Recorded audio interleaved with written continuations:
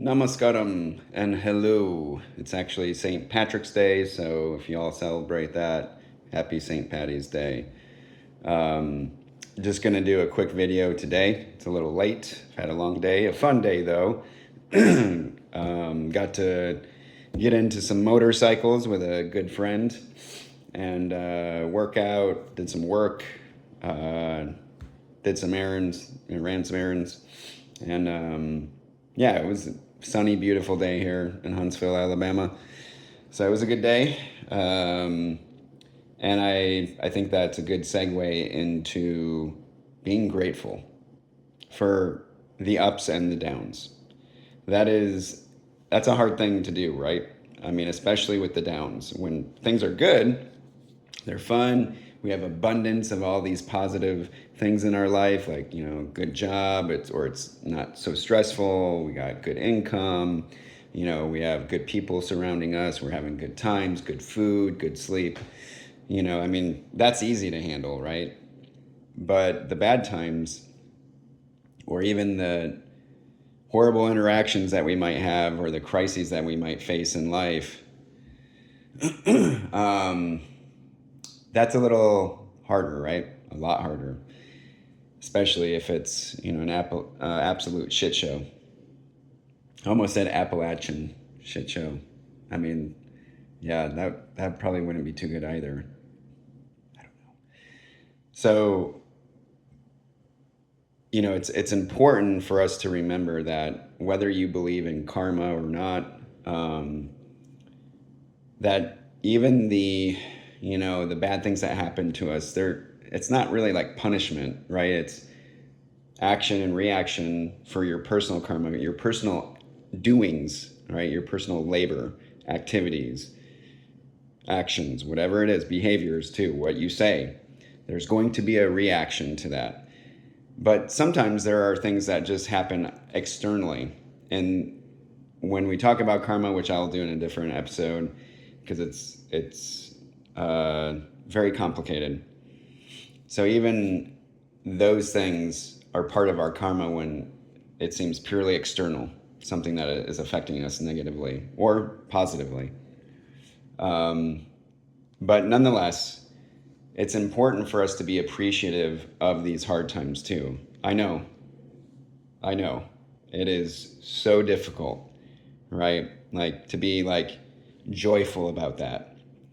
And that's what I've hinted at in previous videos is true joy isn't, oh, life is so great, I'm having a great time all the time, or I have people that adore me or want me or, giving me gifts or, they respect me and adore, whatever it is. Like that kind of stuff is la la land. That's not true joy. It's exciting, it's fun, it makes you feel good. But true joy is being able to handle all the ups and the downs equally, right? You're not looking at, either or as like superior to the other. And that's very difficult, especially when we live in such a materialistic society and we're results driven, the outcome driven. If I get married, then I expect X, Y, and Z to happen in this marriage. If I get this job, then I expect a certain amount of income, and then that will allow me to have the things that I want in life, a certain kind of house, car, traveling, gifts, giving and receiving, whatever it is. We're so attached to that outcome. And in the Bhagavad Gita, when Lord Krishna is talking to Arjuna, he is saying, do not be attached to the outcome because you're not entitled to the outcome. You can't guarantee the outcome. The only thing that you can do is be attached to the doing your prescribed duty. Doesn't matter if you do it imperfectly. It's better to do your prescribed duties than act like or trying to do someone else's or act like somebody that you're not. Okay? Even if you do that perfectly, it's still better to do your prescribed duties even if it appears imperfect or you're like crap at it. All right? And to be attached to the doing. So, and a little bit of a tangent, but again, we're attached so much to outcomes and we're so entitled to Like we all feel like we deserve a long, happy life. No one's entitled to that. All right, this isn't heaven. This is earth. This is the material world and universe that we live in, that this current lifetime is in, that this mind and that this body is operating in. So trying not to be so attached to outcomes, because that will lead to disaster. It's like that phrase, you want to make God laugh, tell him your plans, right? It's very closely related to this not being attached to the outcome and being grateful that every day you wake up from sleep while you still draw breath, like you're breathing, you're awake, that is an opportunity for you to live life joyfully, handling the ups and the downs equally. I'm not perfect at it. Do not get me wrong. I struggle big time with that. I think most of us do, right? But it's that process of getting there, right? That's what's important. And being grateful that you have every second you're alive, you're able to work towards that. I also want to have this segue in when I'm talking about the bad times. I also want to encourage people to be grateful for all of the negative, toxic, or unhealthy interpersonal connections that you've had. I've done a big series about all the red flags identifying in people or in certain interpersonal connections, and how that is so immensely important to adhere to those, because that helps you protect and reinforce your boundaries and protect your total health, mind, body, heart, spirit, okay? So being thankful for those bad relationships or interpersonal connections, it often teaches you something, okay? It teaches you to be careful about certain people, to identify and adhere to your boundaries and the red flags that you're seeing, right? And the orange flags, the yellow flags. It is going to help reinforce you to pay attention to that. So then you can avoid or navigate those connections and dynamics more carefully, right? And when people do screw you over or disappoint you, let you down, we all do. We all let each other down because we have these expectations, right? An outcome. All right, I give you so much love and respect or loyalty. I expect that in return. And that's not a bad expectation to have. But my motto is hope for the best, pray, hope for the best, but expect the worst. Right? And that helps you operate more in between, because you don't know what's going to happen. Try your best, but really, when a certain outcome happens, if it's positive, be like, well, that's good, I'm thankful. If it's negative or painful, be like, oh, well, that sucks, but this is a learning moment for me. That's the silver lining, right? So when people do hurt you or screw you over, I'm not saying just celebrate, right? Get the fireworks out, put some shrimp on the bobby. I'm not saying that. I'm trying to encourage you to look for, okay, what is the teaching moment in this? What am I supposed to learn? Right? Because most of the time, you can probably identify somewhere down the road or, previously down the road, what did I not pay attention to? Were there maybe not red flags, but orange flags?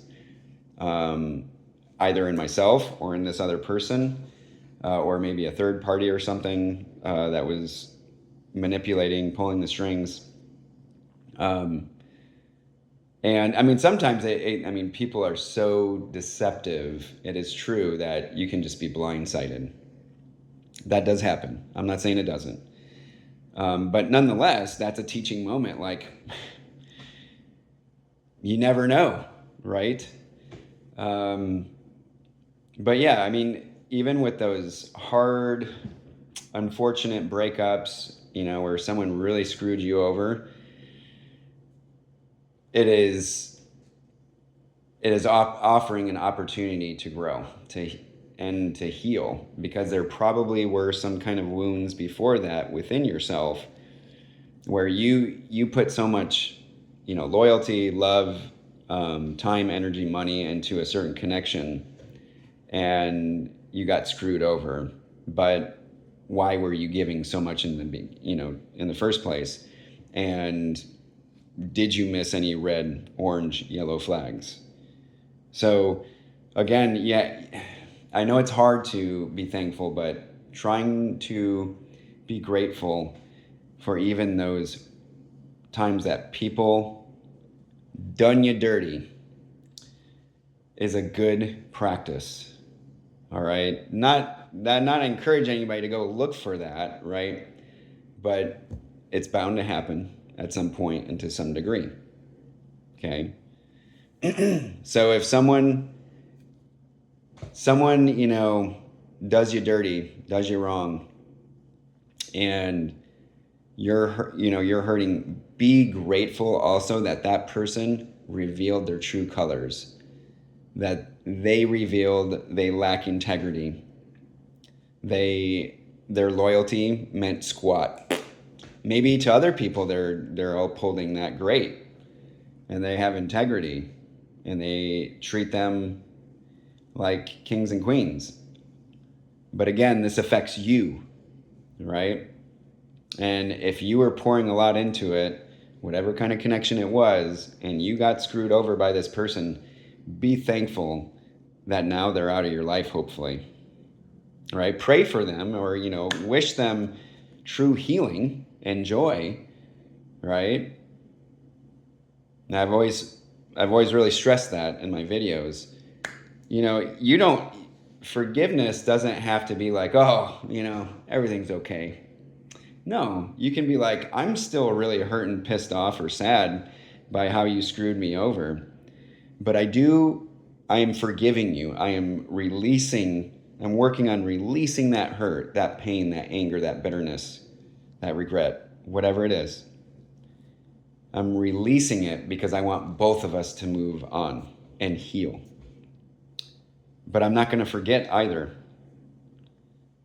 All right, I'm not going to forget it. Maybe one day we can reconcile, be friends or whatever, be business partners again or more, depending on the situation, right? That's up to y'all. But that person, first of all, you need to stick to your boundaries and reinforce them, and double, triple reinforce those boundaries. You need to make sure you do that, and that they clearly know, and that you don't allow even any little poking and prodding on those boundaries. That's my suggestion, right? That's just me, right? None of this. I don't want you guys going out and doing something and then it ends up horrible, and then you're like, but Arjun said, right? Come on, you're adults, right?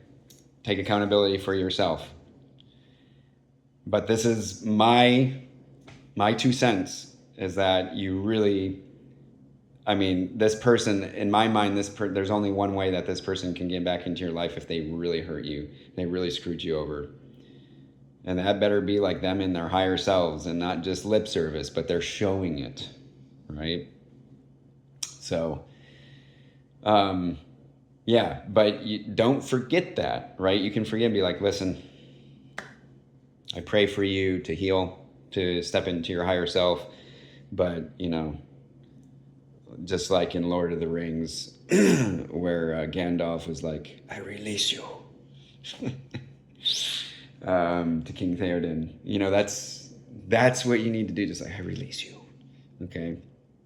Let it go. Let it go. I don't give an F anymore. Right? Just pray for them. But be grateful, again, that you're learning and you're able to grow. Because if you get really hurt by something, or even if you get super happy and excited about something, that shows that you have an attachment to that specific outcome. I'm not saying you should never be happy when there's fun times, but remember, it's like in moderation. Don't get too attached to that, because it's not going to last forever, for one. And second of all, you're not guaranteed that that will happen again and again and again for you throughout your life. You're not. So practice being grateful for all the ups and the downs and everything in between. I know, easier said than done, but let's give it the good, good old college try. I wish you all the best. I truly do. Please remember to introspect, reflect, process, get in touch with your intuition, because that is connected to the higher power, whatever you believe in. All right? And then you will heal, you will grow, and you will see all the changes unfold around you. Please remember to subscribe to the channel, to hit the notification bell, like, leave a comment. Maybe today leave a comment on like, what's been the hardest thing for you not to be attached to, right? If you're willing to share that, I'd appreciate it. I read all the comments, and it's a small channel, so it's not hard. But hopefully it can grow, because I'm really trying to get this message out there, and I know that it's going to resonate with some of y'all. So, and that's, my prescribed duty is hopefully I can help some people here. All right. Blessings to you all. I'll see you next time. Take care.